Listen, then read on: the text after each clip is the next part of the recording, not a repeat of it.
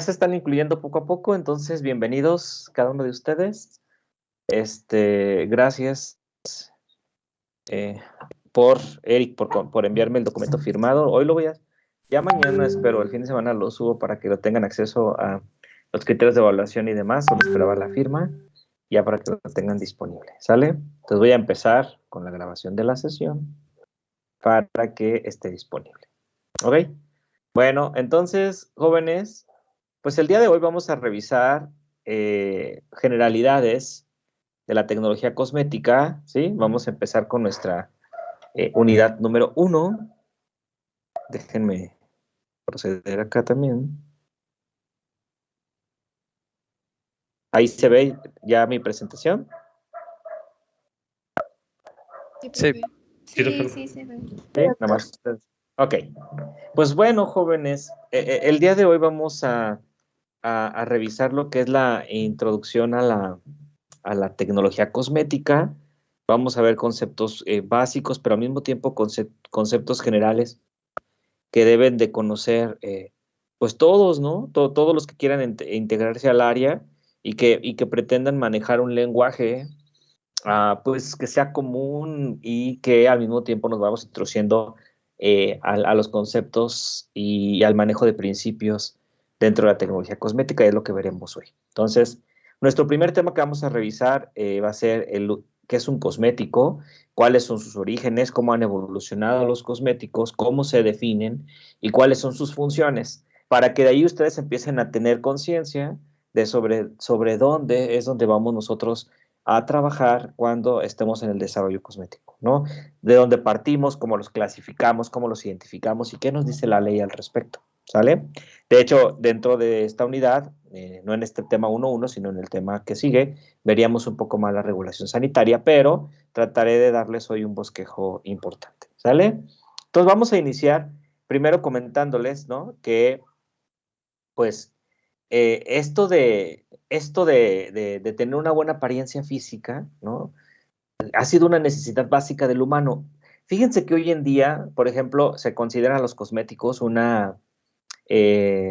producto trivial, ¿no? Es decir, un producto que el humano no necesita, ¿no? Eh, y que si no hubiera cosméticos, la realidad es que al ser humano le podría ir y venir, ¿no?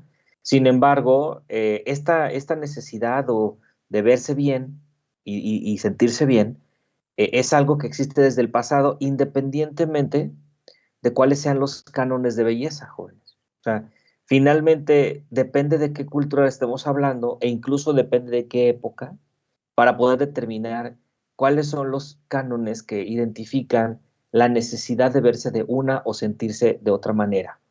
Lo cual representaría en muchos casos una simple apreciación de cómo nos vemos y en otro caso implicaría, por ejemplo, la identificación de una cultura, protección, niveles o rangos, clases sociales, etcétera.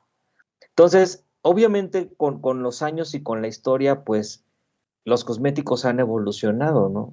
Que es lo que vamos nosotros a ver ahorita, cómo se fabricaban antes y qué tendencias hay, porque pues en el pasado los cosméticos se fabricaban pues, con materiales muy, muy tóxicos, ¿no? Pero que nadie sabía hasta que pasaron los años y el control sanitario fue más estricto desde el nacimiento de las buenas prácticas en áreas como los medicamentos. Sin embargo, las tendencias actuales son un poquito más sobrias, como lo pueden ver en esas imágenes, ¿no? Un maquillaje y productos de skincare, como le llamamos, que es como la tendencia en cosméticos, es decir, cuidado de la piel, donde ya las tendencias no son tanto hacer algo exagerado, sino algo que sea discreto, pero que al mismo tiempo refleje una piel sana, una piel bella, etcétera, ¿no? Entonces, esta necesidad del humano pues, por verse bien, pues lo ha llevado a desarrollar técnicas que le permitan justamente resarcir esa necesidad. Es decir, ha venido trabajando en productos de diferentes orígenes, diferentes culturas con diferentes elementos, el nacimiento de la química moderna, y Galeno con sus principios también creó parte de cómo crear cosméticos, el nacimiento de las necesidades en publicidad, la evolución del maquillaje según la época, la distinción de clases sociales, la evolución de cómo los productos han adquirido impacto en las diferentes modas y por supuesto las tendencias vigentes. Pero vamos a ver este recorrido un poco más lento, ¿sale? Para que tengamos datos que sean importantes en este tema. Entonces, desde tiempos muy antiguos ya el hombre se embellecía y trataba de prolongar por mucho tiempo el buen estado de la piel, tanto que los egipcios, que fueron los primeros humanos en dejar técnicas escritas, no que sean los primeros en maquillarse, procuraban pues que el cuerpo, ¿no?, pudiera permanecer oliendo bien o incluso verse bien aún después de la muerte, ¿no? Los cosméticos tuvieron un origen muy asociado a guerras, a cacerías, a religión, a superstición, pero de alguna forma empezaron a crear un estatus en su uso, de tal forma que se empezaban a distinguir diferentes formas de producirlos y diferentes formas de emplearlos. Entonces, los conocimientos en un principio fueron muy populares, es decir, se transmitían de un padawan, se transmitían de un maestro a un aprendiz, y después con los años, ya por allá del siglo XVII, que se incorporó principios químicos, entonces empezó a adquirir un conocimiento ya más técnico, con elementos como la química, la farmacia, la bioquímica, etcétera.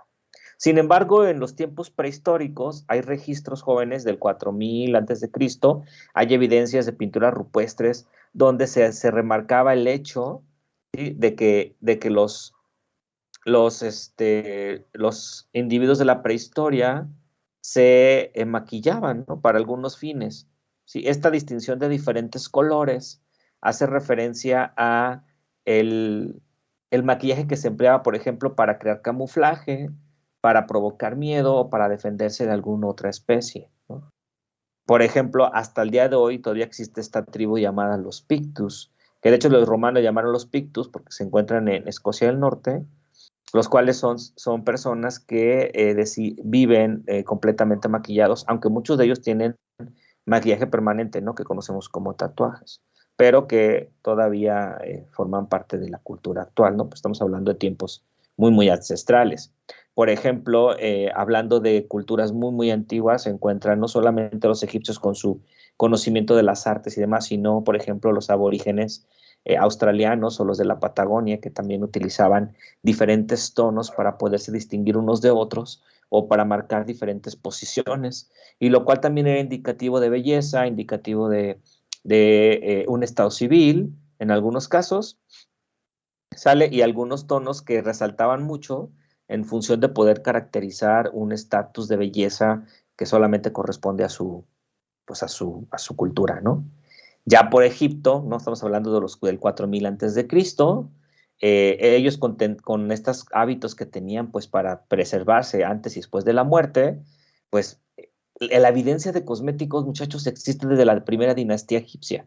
Estamos hablando de 4000 años antes de Cristo, ¿no? Existen un montón de evidencias de que se han encontrado en tumbas, las cuales contienen diferentes tarros que contenían ungüentos a base de arcillas, que eran usados justamente para perfumar o para pintar la piel. De hecho, uno de los pigmentos más conocidos para la piel es la henna. Y estas resinas que se utilizaban eh, con aromas, y estos pigmentos naturales que se empleaban eran dispuestos en la tumba de los faraones justamente para poderse adornar después de la muerte, ¿no? Sin embargo, el maquillaje era preparado no por los faraones, sino por aquellos artesanos conocidos en su momento como cosmetólogos, y que plasmaban estos elementos para que el faraón tuviera chance de poderlos usar en el futuro, ¿no? En la vida después de la muerte. Y de hecho hay muchos indicios, y todos lo sabemos por películas y muchas cosas más, de que los egipcios utilizaban diferentes metales como bronce o como cobre para poder adornar el cuello, los brazos, la piel, y que también daban diferentes como, ¿cómo se dice? Niveles, ¿no?, de clase social. Ellos utilizaron muchísimo la malaquita para tonos verdes. Hoy en día la malaquita se usa, el carbonato de cobre, y para crear colores como rojo u ocre utilizaban óxidos de hierro, que todavía se utilizan en la manufactura de cosméticos. Se me hace muy, muy padre esta foto de aquí, que fue encontrada justamente en una tumba con estos pigmentos naturales a base de óxido de hierro y óxidos de calcio, que era para crear justamente la combinación de tonos blancos. Y utilizaban muchísimo un un negro, perdón, llamado col, como lo pueden ver aquí. Este col realmente es galena, ¿no? Es un mineral a base de sulfuros de antimonio y de plomo, es muy, muy tóxico. Pero por eso incluso, no sé si recuerdan que la parte de la expectativa de vida de los egipcios era muy baja, ¿no? 40 años, pero era por mucho desconocimiento y por enfermedades que no conocían. Pero esta función de maquillarse la línea de los ojos es muy egipcia, ¿no? Era un distintivo de clase y un distintivo de reconocimiento ante el pueblo, y era principalmente usado por faraones y gente de la clase noble, ¿no? Incluso hay evidencias de que los egipcios utilizaban carbonatos y bicarbonatos para evitar malos olores, como por ejemplo durante el embalsamaje de las momias o para usarlos como desodorantes. Incluso hay evidencia de que ellos utilizaban esos carbonatos para lavar los dientes, lo cual duró muy poco tiempo en las dinastías egipcias, y nadie se lavó los dientes hasta la Edad Media. O sea, era verdaderamente horrible pensar que una época de la historia de la humanidad, dada por los años 1300 al 1600, pues nadie se bañaba o no había la costumbre del baño para los pueblos europeos, porque los aztecas sí tenían fuertes evidencias de que utilizaban el baño, ¿no? Como una condición. Sin embargo, el clima árido y el clima del desierto también hace que utilizaran muchas cremas para suavizar y limpiar la piel, para mantenerla hidratada, y utilizaban muchos sebos de animales, lo cual ya era un conocimiento muy, muy empírico. Y además que los hombres se rasuraban o en algunos casos se pintaban barbas, porque era indicativo del nivel en el que se encontraba. Entonces, todos estos vestigios, muchos de ellos siguen hasta el día de hoy en productos cosméticos. Ya por el 500 después de Cristo, pues en Babilonia aparecen los colores rojos, empleando el bermellón como el polvo blanco y bermellón, que estaba a base de sulfuro de mercurio, lo cual era muy, muy tóxico, pero que era muy usado justamente en este tipo de pueblos. Incluso hay evidencia de que justamente los babilonios rizaban el cabello con piedra pómex. Y hoy se sabe que la piedra pómex, por ejemplo, genera diferentes cargas en el cabello que hace que el cabello se rice. Porque tiene unas propiedades atractoras de electrones. Entonces, ellos utilizaban este tipo de rocas, como las que ven aquí, para poder rizar el cabello, porque era una característica que los distinguía. Incluso pintaban sus ojos con óxidos de manganeso, con fosfatos de aluminio y cobre. Y ya para los años 600, tanto los judíos como los persas empezaron ya a crear mezclas de pigmentos con bases para crear maquillajes, y que se utilizaban justamente para hacer distinciones entre las clases. Incluso era muy característico en los hindúes, lo que ustedes seguramente han visto, que es llevar diferentes lunares de diferentes colores en la cara para distinguir el estado civil de las mujeres, etcétera. Entonces es muy, muy interesante. Ya para en este mismo periodo, ya los griegos fueron los primeros en describir cómo crear un perfume, ¿no? Y utilizaron justamente orpiment, que es el trisulfuro de arsénico, para depilar, lo cual era importante para los griegos y romanos, que era una costumbre, ¿no? De no verse velludos, era muy característico de los gladiadores, de los emperadores romanos, y utilizaban justamente este material también altamente tóxico para retirar el vello de la piel, pero utilizaron diferentes aceites esenciales obtenidos por diferentes técnicas de maceración para poder crear diferentes tipos de perfumes, aunque ya los perfumistas como tal nacieron más en Francia en la Edad Media, pero por la necesidad que había de la cultura de ese tiempo para podernos perfumar. Y finalmente, los romanos fueron los primeros en diseñar recipientes para los cosméticos como un distintivo justamente de elegancia y un distintivo también de posición o clase o de poder adquisitivo en ese tipo de medicamentos, perdón, cosméticos. Y incluso Dioscórides, recordarán ustedes por tecnología farmacéutica, que fue uno de los creadores del libro llamado Materia Médica, donde incluyó la formulación de muchos perfumes, lo cual daba pie al conocimiento a diferentes técnicas de este tipo de elementos. Ya para el siglo el siglo XI, ¿no? Después de Cristo, pues ya empieza mucho el mercadeo, ¿sí? Ya empieza la cuestión de poder importar mercancías a través del intercambio entre países. Entonces se unifica Arabia, Siria, Persia, Mesopotamia, Egipto, la India, con una escuela de médicos donde se usaban los cosméticos para diferentes tipos de higiene y belleza, ¿no? Pastas de almendras, tintes de cabello, el jugo de betabel se utilizaba para pintar los labios, los cosméticos empiezan a emplearse ya para corregir defectos, por ejemplo, el color de la piel, por ejemplo, el problema de la porosidad de piel, del acné, ¿no? Y empieza a haber un desarrollo importante de aceites esenciales a partir de la destilación, ¿no? Como una característica importante. Y el mercado se fue globalizando, ¿no? Los chinos empezaron a importar, cada país incluso tiene su propio nacimiento de los cosméticos. Ahorita les voy a recomendar un libro que leí justamente para hacerles este resumen.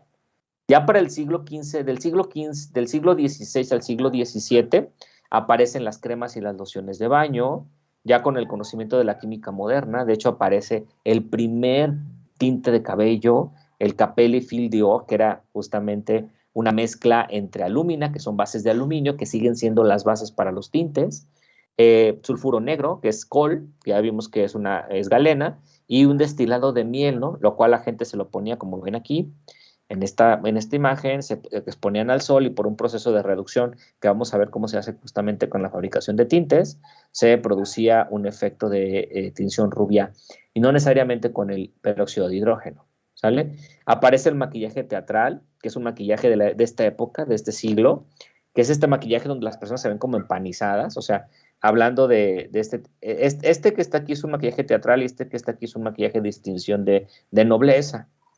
Y este maquillaje, créanlo o no, era pigmentos blancos a base de harina de arroz o harina de trigo, la que hoy conocemos para hacer la harina de arroz todavía, o el polvo de arroz todavía se utiliza para preparar algunos polvos faciales, pero la harina de trigo ya no tanto, ¿no? Que es más para elaborar pues panes, ¿no? Entonces, la gente en esta época se reconoce mucho este maquillaje muy exagerado, que empieza a tener una evolución bien interesante, jóvenes. Porque una vez que empiezan a aparecer el uso de harinas en este siglo, entonces se vuelve de moda el uso de pelucas y aparte el uso de maquillaje en varones, lo cual era incluso más propio de los varones usar peluca que de las mujeres, y empieza a aparecer una especie de una distinción de la clase baja por el uso de cosméticos. O sea, para el siglo ya XVIII y XIX, justamente el maquillaje de labios y mejillas era empleado para distinguir a las prostitutas. Y de acuerdo a algunos reglamentos en la Comunidad Europea, las mujeres que se dedicaban a esta función o a esta actividad, que aparte era muy penado, era bastante castigado, tendrían que usar lunares y tendrían que usar mejillas altamente pintadas para poder reconocer que se dedican a ello, ¿no? Y entonces era muy empleado para poderlas distinguir. Y se empiezan a utilizar otros elementos. Aquí se empieza a utilizar el nitrato de bismuto para blanquear, el óxido de estaño y de plomo para blanquear. Ya ninguno se utiliza para blanquear porque todos estos causan un cierto nivel de intoxicación, ¿no? Entonces, ya en esta época, en el siglo XVIII y XIX, estamos hablando de los 1800, pues aparecen los anuncios ya de publicidad de cosméticos. Por ahí hay una serie en Netflix no sé si la vieron, ¿cómo se llama? Esta mujer emprendedora justamente del siglo XVIII que se encarga del desarrollo de cremas para el cabello, que creó una empresa cosmética y hasta el día de hoy todavía hay residuos de esta empresa. ¿Alguien se acuerda o no sabe? Porque a lo mejor ya me he hecho un choro aquí, ya los mareé. ¿No saben? No, la verdad, no. Se las voy a Creo que ya me recomendar. acordé de una afroamericana, ¿no? Sí, Sí, no me acuerdo cómo se llama, pero sí, es con Octavia Spencer. sí, Sí. Madame J. Walker, ya me acordé. Es Madame C. J. Walker. Y esta serie de Madame C. J. Walker habla de una mujer emprendedora. Obviamente destaca mucho esa parte de las mujeres en su lucha contra los hombres y el desarrollo de negocios, pero uno de sus principales intereses fue el desarrollo cosmético y se encargó de diferentes como que necesidades de las mujeres de la época. lo cual le dio ventajas sobre el uso y el conocimiento de muchos materiales para alisar el cabello. Y bueno, da algunos datos históricos interesantes, si les llama la atención la pueden ver. Se llama Madame C.J. Walker. Y nace la química moderna en el 1800, empiezan a usarse ya los pigmentos, aparece la revolución industrial, con ello la producción a gran escala de jabones, de aceites minerales, de glicerina y de muchos materiales que se emplean en el desarrollo de cosméticos. Se descubre el peróxido de hidrógeno, perdón, ahora para poder desteñir el cabello. Aparecen los tintes, con el descubrimiento del petróleo llegaron nuevos materiales, el petrolato, la vaselina, el aceite mineral, que es justamente la vaselina líquida, o la parafina, que es la vaselina sólida, donde pues ya eran bases para diferentes cosméticos, ¿no? En esta época.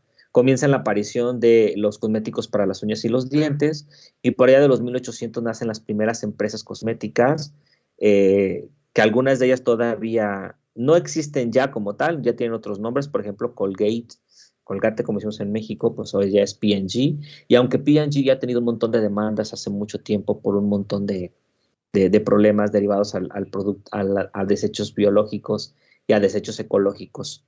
No sé si también vieron una película que se llama Erin Brockovich, ¿no la vieron? ¿Nunca la han visto? Es con Julia Roberts, también muy viejita la peli, ¿no? Erin Brockovich, ¿no la vieron? ¿Alguien sabe? No es que le esté recomendando cine, solo les doy datos históricos.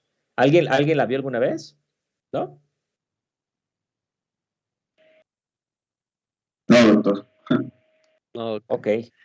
Gracias. Se llama Erin Brockovich, pero trata justamente de la demanda que se hace a P&G por la intoxicación de cromo en las aguas de un poblado donde se creó esta empresa. Y Pond's todavía existe en la actualidad, ya más unida a otras empresas como Unilever, pero que nacieron más o menos por esas fechas. O sea, son empresas ya muy antiguas. Ya para el siglo XX, ¿no? Que es justamente un siglo antes del que vivimos, París se centra como el centro de la moda, el maquillaje tiende a ser menos llamativo, hay una evolución del maquillaje importante hacia maquillaje más sutil, más ligero, aparecen los maquillajes líquidos, aparecen los lipstick, incluso en este siglo aparecen los primeros desodorantes, ¿no? Surgen los tintes metálicos a base vamos a verlo en clase, pues, pero a base de aluminio y de sales de aluminio. Y aparecen los shampoos por primera vez. Antes el lavado del jabón el lavado del cabello era justamente con jabón producido con aceites animales, lo cual dejaba el cabello todo horrible. O sea, el conocimiento de los tensoactivos avanzó muchísimo en esta época. Pues antes se lavaban el cabello con jabones de este tipo, como los que por decirles algo, con el jabón neutro, este jabón, ¿cómo se llama? ¿Cómo se llama, jóvenes? Se me fue el nombre. El sote blanco. Ese es uno, pero ahí hay otro, Lirio, jabón Lirio. Si ubican ese jabón, es muy antiguo. ¿Sí? Sí, sí. Entonces, sí lo conocen. Pues este jabón bueno, ya evolucionó más porque no se hace con grasas animales, pero en esas épocas se usaban grasas animales y con ese jabón se lavaba el cabello. Como son tensoactivos muy iónicos, también vamos a ver aquí los tensoactivos, en realidad dejan al cabello altamente cargado, lo cual hace que esto aparezca un frizz, que la gente termine por bañarse y aparezca un florero, o bien que el cabello haya sido tan reducido en su consumo, en la cantidad de grasa que tiene, que el cabello se ve tan opaco que da el aspecto de sucio, pero en realidad está muy limpio, ¿no? Esas son las ironías del cabello, ya lo veremos, ¿no? O sea, un cabello que lo bañamos súper bien va a tender a perder lustre, y lo cual estaría muy limpio, pero tampoco es tan estético. En esta época nacen justamente los champús a base de surfactantes. Vamos a ver más adelante en surfactantes cómo fueron evolucionando y cómo ya hay surfactantes, ya saben, ¿no? Que no lagrimitas, que surfactantes que son de alta espumabilidad, de baja espumabilidad, etcétera. Aparecen las primeras formulaciones de desodorantes con estas sales de aluminio, circonio, zinc, que todavía usamos.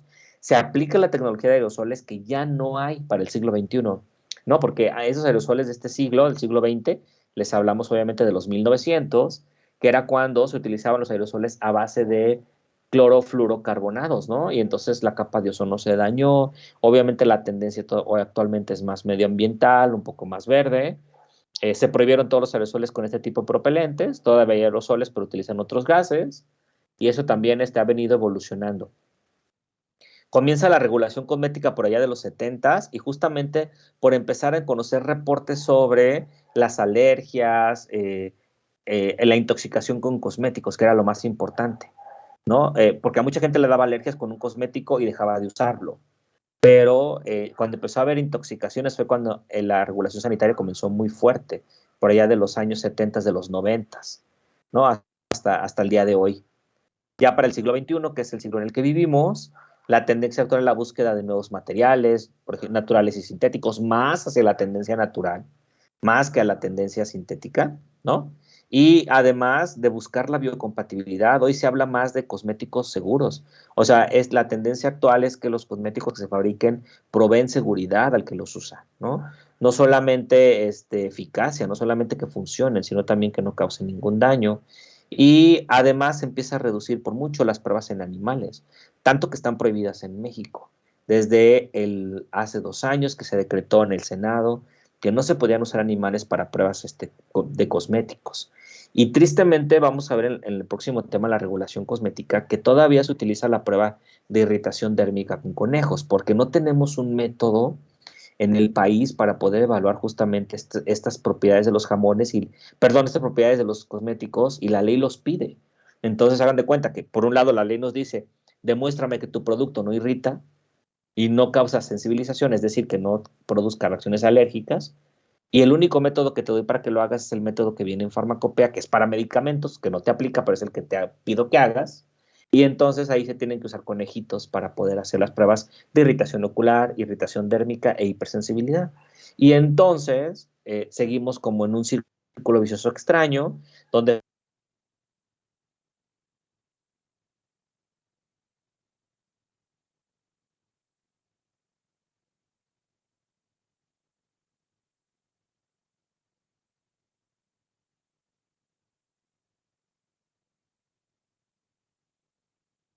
¿Soy yo o ya no se escucha nada?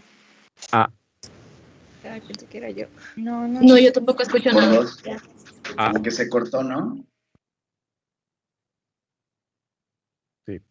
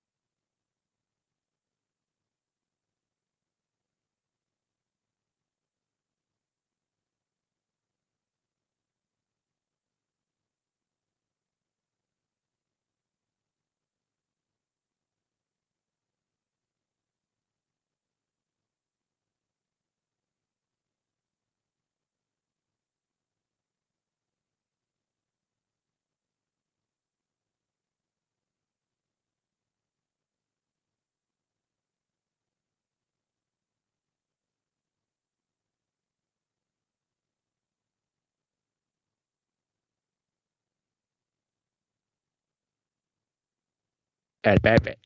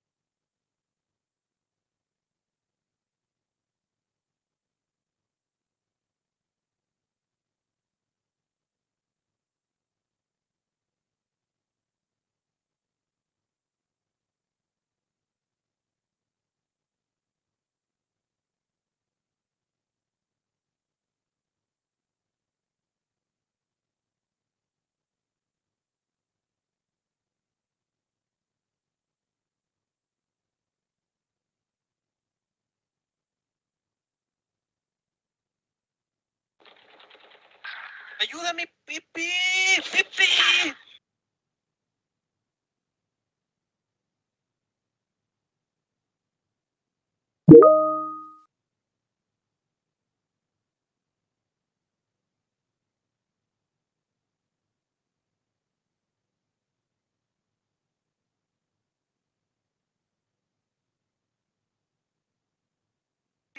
¿Qué hiciste?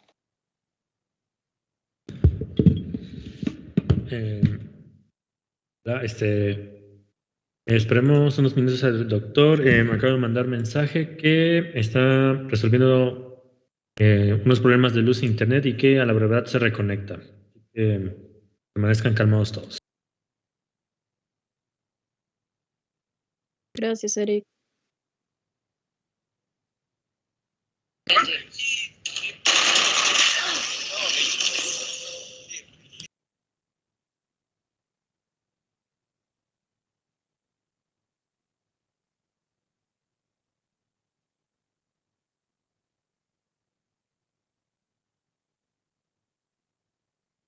Vale, métanse, güey. ¿Dónde le marqué? A tu casa, güey. Cerca la...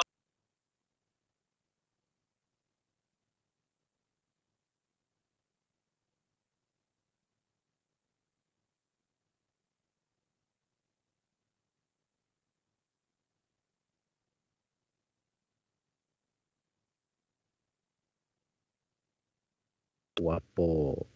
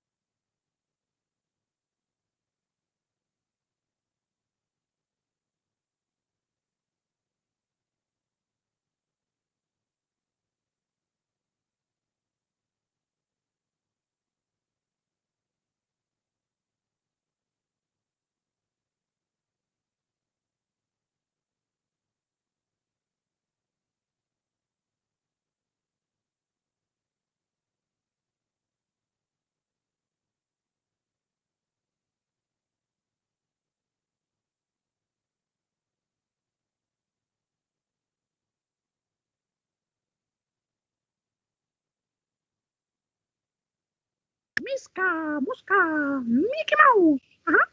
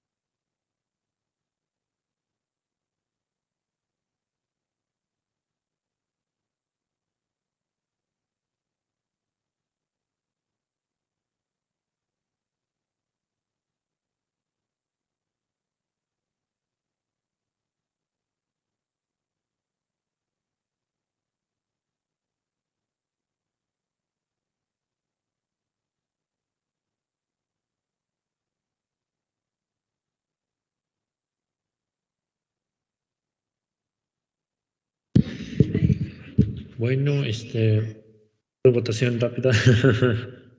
En dado caso de que el doctor no se pueda reconectar porque me comenta que por interferencias climáticas y otras cuestiones, ¿creen que algún día que sugieran para reponer la clase u otra cosa? O Perdón, no lo dije bien, esperen. ¿Qué día creen que sea posible poder recuperar la clase? No interfiere con sus horarios, actividades y demás. El día que tengamos tutoría, ¿no? El miércoles a las 2, creo. Por Bueno, nuestro grupo. ajá, bueno, en nuestro No, caso así sí. sería, pero los demás, pues, no sé. Sí, bueno, les comento a los demás. Nosotros tenemos tutorial los miércoles de 1 a 2 de la tarde. No sé si tienen conflicto con ese horario o buscamos otro día. Bueno, en nuestro caso no podríamos porque se interpone con el laboratorio integrativo que tenemos de hospitalaria. Lo estoy anotando. Perfecto.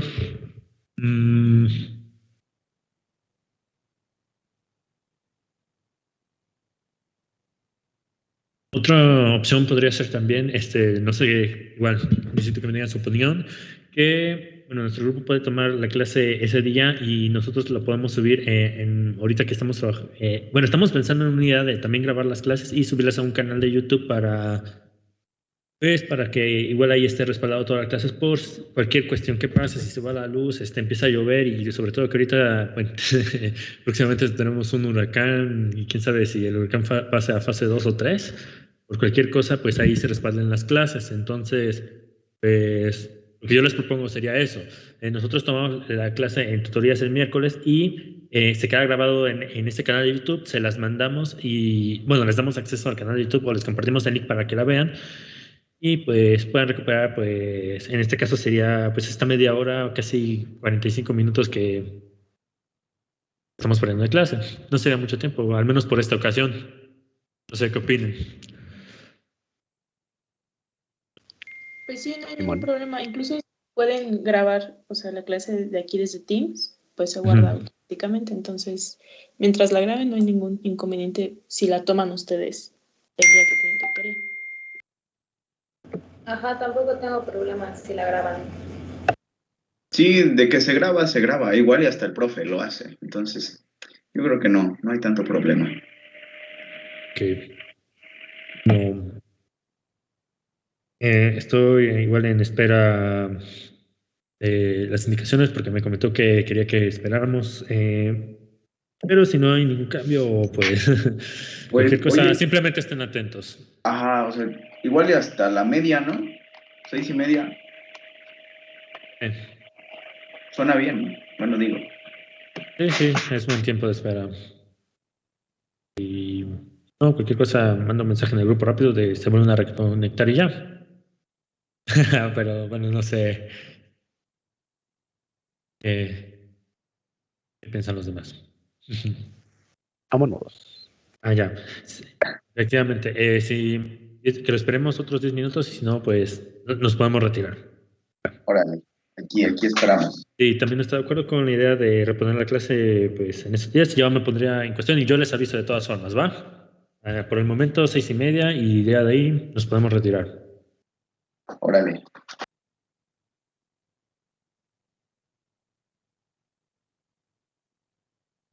Gracias, Eric.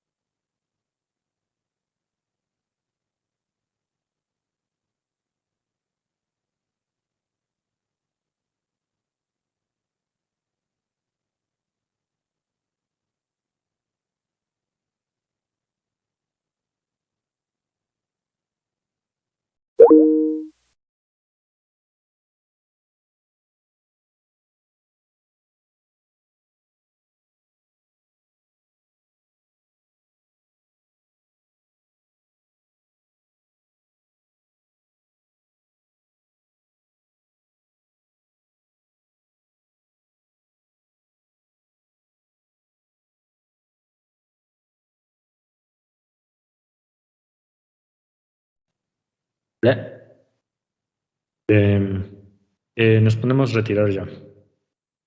Vale. Cuiden. Gracias, Eric. Adiós, Eric. Gracias. Gracias. Ahí nos vemos.